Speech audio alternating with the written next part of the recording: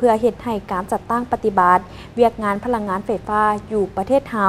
ในตอนหน้าให้มีประสิทธิผลดีและมีผลประโยชน์สูงสุดให้แก่ประเทศชาติดังนั้นสภาแห่งชาติได้มอบให้รัฐบาลเอาใจใส่จัดตั้งปฏิบัติ7ปัญหาสำคัญดังนี้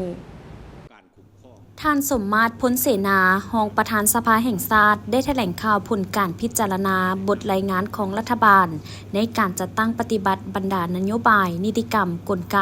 ในการพัฒนาพลังงานไฟฟ้าในกล่องประชุมสมัยสามัญที่9ของสภาแห่งชาติสุดที่9ต่อสื่อมวลชนในวันที่16มิถุนายนนี้ว่าเพื่อเฮ็ดให้การจัดตั้งปฏิบัติเวียกงานพลังงานไฟฟ้า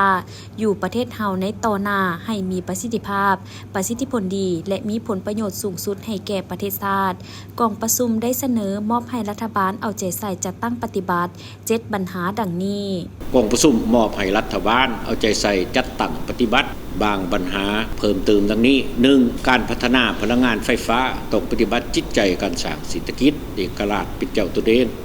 สุมใส่หับประกันการสนองไฟฟ้าให้แก่การพัฒนาเศรษฐกิจสังคมของประเทศชาติลดพรการนำเข้าไฟฟ้าจากต่างประเทศโดยการปรับปรุงระบบพลังงานไฟฟ้าให้มีความมั่นคงพิจารณาการผลิตพลังงานไฟฟ้าประเภทอื่นเช่นพลังงานความร้อนพลังงานไฟฟ้าแสงตะเวนและการผลิตไฟฟ้าพลังลมก็คือไฟฟ้าพลังงานประเภทอื่นรับประกันให้ผู้สมใช้สามารถนำใส่ไฟฟ้าที่มีราคาเหมาะสมและเป็นธรรม 2. ลงทุนในการก่อสร้างสายส่งไฟฟ้าแห่งสูงแต่เหนือหอดใต้ให้สามารถรองรับเอากระแสไฟฟ้าจากเขื่อนต่างๆเพื่อส่งออกและส่งใส่อยู่ภายในและให้พิจารณารวมเอาสายส่งไฟฟ้าไปต่างประเทศเข้าในระบบดังกล่าวบ่ควรอนุญาตให้บรรดาโครงการลงทุนก่อสร้างสายส่งไฟฟ้าเป็นของตนเองพร้อมทั้งคนขัวสร้างนิติกรรมคุ้มครองไว้งานดังกล่าวให้สำเร็จ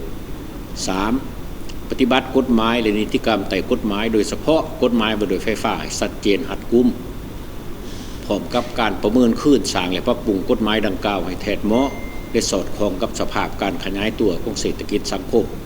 ในแต่ละระยะโดยกำหนดบรรจุเอาพลังงานความร้อนพลังงานทดแทนเช่นพลังงานลมพลังงานแสงตะเวนเข้าในกฎหมายดังกล่าว 4. คุ้มครองติดตามกฎการและประเมินผลการจัดตั้งปฏิบัติสัญญาสัมปทานและเอกสารส่วนท้ายโครงการที่พัวพันกับการปฏิบัติพัฒนาด้านการเงินการชดเชยการเสียหายการปลูกป่าทดแทนการฟื้นฟูชีวิตการเป็นอยู่ของประชาชนเพื่อรับประกันในชีวิตการเป็นอยู่ของประชาชนได้รับประกันได้รับการปรับปรุงดีขึ้นกว่าเก่าหาแบ่งขันคุ้มครองอย่างจ้าแจ้งตามทิศ3 สางกระทรวงองค์การขันศูนย์กลางดำเนินหน้าที่มหาภาคมอบความรับผิดชอบในการจัดตั้งปฏิบัติติดตามกฎกาให้องค์การปกครองท้องถิ่นปรับปรุงกลไกและสร้างเงินไขให้แขนงการอื่นที่เกี่ยวข้องอยู่ศูนย์กลางในท้องถิ่นก็คือประชาชนได้เข้าร่วมและมีส่วนร่วมแต่หัวที่ในการศึกษาค้นคว้าความเป็นไปได้ทางด้านเศรษฐกิจเทคนิคการเก็บกำข้อมูลผลกระทบต่อสิ่งแวดล้อมรวมทั้งการเข้าร่วมการเจรจาหางสัญญาสัมปทานโครงการ 6. พิจารณาค้นคว้าปรับปรุงโครงสร้างราคาไฟฟ้าเพื่อให้สอดคล้องกับสภาพการดำรงชีวิตของประชาชนก็คือการดำเนินธุรกิจของบรรดาวิสาหกิจเคียงคู่กับการปรับปรุงราคาไฟฟ้าก็ต้องปรับปรุงการคุ้มครองรัฐวิสาหกิจไฟฟ้าลาวให้เข้มงวดโปร่งใสให้เป็นมืออาชีพ 7. มีแผนการพัฒนาทรัพยากรมนุษย์ในแขนงการไฟฟ้าให้มีจรรยาบรรณเป็นมืออาชีพเพื่อเกี่ยมพร้อมห้องรับการคุ้มครองและบริหารจัดการบรรดาโครงการพัฒนาพลังงานไฟฟ้าที่จะได้รับหลังจากสิ้นสุดสัญญาสัมปทาน